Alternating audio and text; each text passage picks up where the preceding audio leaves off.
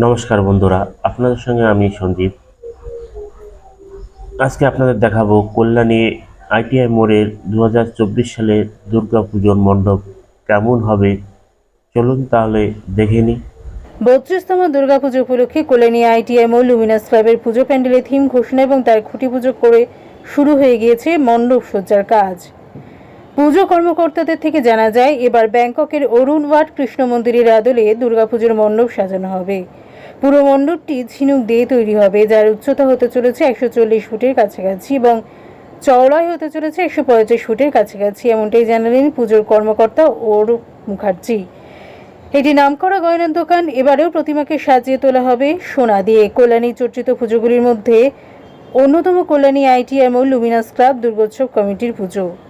এবারেও থিমের ক্ষেত্রে চমক রাখাটাই প্রাধান্য ছিল, জানানো হয় উদ্যোক্তাদের তরফে। তাই অনেক ভেবেচিন্তে তারা ওয়াট অরুণ মন্দিরের থিমটিকে বেছে নিয়েছেন বলে জানা গিয়েছে। এর আগের বছর পুজো মণ্ডপের ভেতরটি সম্পূর্ণভাবে কাচের তৈরি করা হয়েছিল, আর এবছর পুজো মণ্ডপের ভেতরে সাজানো হবে সম্পূর্ণ ঝিনুক দিয়ে। পুজোর কর্মকর্তা অরূপ মুখার্জি জানান, গত বছর মহালয়ার দিন মুখ্যমন্ত্রী মমতা বন্দ্যোপাধ্যায় ভার্চুয়ালি উদ্বোধন করেছিলেন আমাদের পুজো। এই বছরও আমরা আশা রাখছি তিনিই উদ্বোধন করবেন। আশা করা যাচ্ছে মহালয়ার দিন উদ্বোধন হতে পারে আমাদের পুজো মণ্ডপ।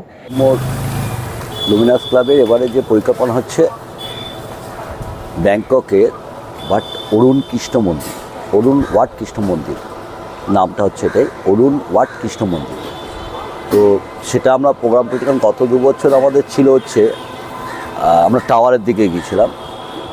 2 বছর আমরা টাওয়ার করেছিলাম, একবার টুইন টাওয়ার করেছি, একবার হচ্ছে আমাদের চীনের টাওয়ারটা করেছিলাম। তো সেই জন্যই এবার আমরা একটা অন্য প্রোগ্রামে গেছি। আর দর্শনার্থী তো প্রতিবারই তারা নতুন নতুন জিনিস দেখতে চায়, কারণ তাদেরও ভাবনার উপর দাঁড়িয়ে তো এই সমস্তটা করা হয়। তো সেটাই করা হয়েছে।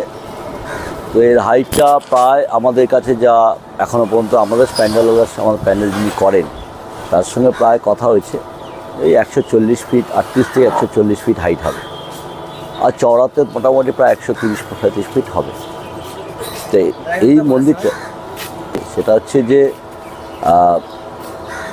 মানে আমরা তার 4টে হচ্ছে নাট মন্দির আছে, মানে মূল মন্দির একটা, তারপর 4টে নাট মন্দির। আমরা সামনের 2টো নাট মন্দির নিয়েছি, পিছনের 2টো নাট মন্দির যেটা ছিল সেটা নেই, কারণ স্পেসটা নেই। তো স্পেসটা নেই বলে স্বাভাবিকভাবেই আমরা 3টে চূড়া নিয়ে 2টো নাট মন্দির এবং একটা মূল চূড়াটাকে নিয়ে আমরা করছি। আচ্ছা, গত বছর একটা নামজাদা সংস্থা আপনাদের